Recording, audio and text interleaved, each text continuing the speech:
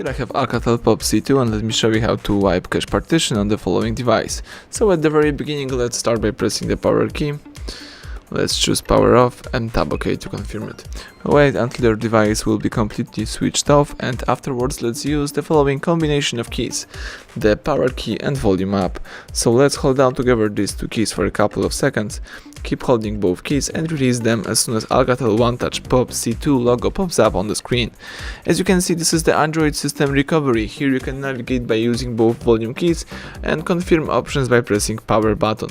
So as I said, let me accomplish the wipe cache partition. So it will only erase the temporary files on your cache partition.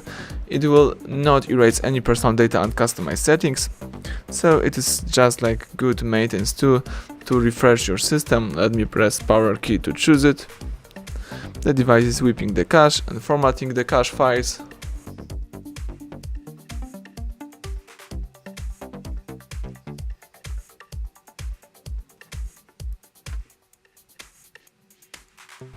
And that's it, the Android system recovery pops up again on the screen, so let's press power key to reboot system now, and device is restarting and rebooting.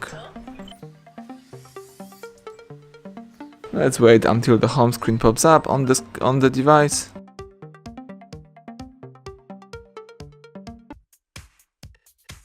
And that's it. As you can see now, you may use your device. Everything went well. Thank you for watching. Please subscribe our channel and leave thumbs up under the video.